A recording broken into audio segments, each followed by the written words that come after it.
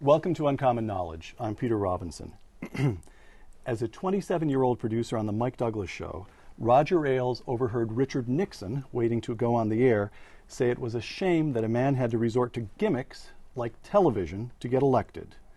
Mr. Ailes replied, "Television isn't a gimmick, and if you think so, you'll lose." A few days later, Richard Nixon hired Roger Ailes. Mr. Ailes worked on Richard Nixon's 1968 campaign, on Ronald Reagan's 1984 re-election campaign, and on George H.W. Bush's 1988 campaign. In 1996, Mr. Ailes joined the News Corporation to found a new cable television network, Fox News. Fox News passed CNN in the ratings in 2002 and has remained the dominant cable news channel ever since.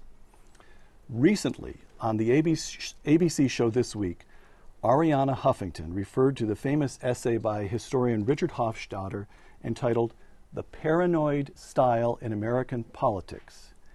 And then she looked at you. Yeah. Your reply? You ever read her website? I mean, you want to talk about paranoia? She's got her own gimmick going. Okay. I didn't tell her I enjoyed her on Green Acres, but I was tempted to. All right. Segment one, how you did it. Well, I want to get to the launch of Fox News in a moment, but first a series of earlier events. During the first half of the 1990s, the News Corporation hired a number of executives to head Fox News, including Van Gordon Sauter, a former president of CBS News. 20 years experience with CBS News, rising to president. None of those guys, including Van Gordon Sauter, succeeded in doing what you were about to do. How come? Well, Van's a very talented guy, but he did grow up in the network system, and cable they don't have as many zeros at the end of the budget lines as network, and I think that was part of it. I think at different times, I'm a great admirer of Van Sauter's, and the other guys, I'm not sure what happened because I wasn't here at the time. I was president of CNBC for a couple of years.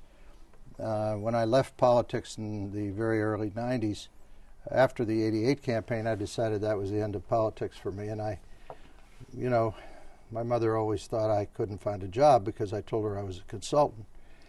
But I finally found one, and I went to CNBC, and then I came over here, and Rupert asked me if I could build a news Can I ask channel. you there, Roger? So another way of putting a similar question is, you at NBC, running their cable operation, CNBC, you didn't do what you would then do at News Corporation.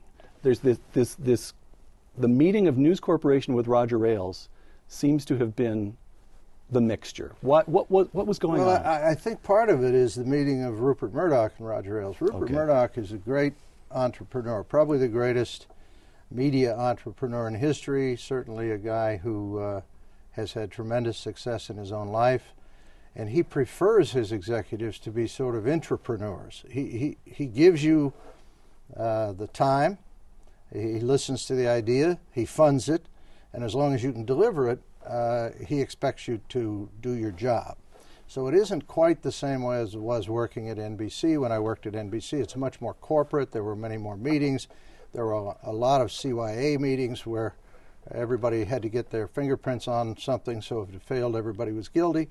Here it's very clear. Rupert gives you the budget, gives you the time, and says, get it done. If you don't, then of course you fail. But I operate better in that kind of a climate, and I think that's the reason Rupert's had so many successes. Okay. You launched Fox News in 1996. At the time, Fox News had access to 17 million homes, MSNBC to 22 million homes, CNN to 70 million homes. And yet, from that beginning, we go to the night of the special election in Massachusetts here in January, when Fox News attracted 6 million viewers, more than 3 times as many as CNN and MSNBC put together. That's the viewership. Here's the money from the New York Times. Quote, Fox News is believed to make more money than CNN, MSNBC, and the evening newscasts of NBC, ABC, and CBS combined. Close quote. How did you do it? I think that Fox News probably is more in touch with the American people. When I traveled around the country, I've probably worked in 35 different states. I've been in television stations in states. I produced the Mike Douglas Show back in the 60s, so I had a sense of audience. And in fact, we began in that show to use politicians' wives. We filmed in Hubert Humphrey's home. We had his wife Muriel on as a co-host. So I had a sense of what was going to happen in television, that there would be a mixture of entertainment, information, politics. It's all one now. And if they looked at Jack Paar, they wanted their politicians to be as comfortable as he was telling a story. And Jack Kennedy, of course, changed everything because he was so handsome and articulate. And so I think that the times changed. I was there.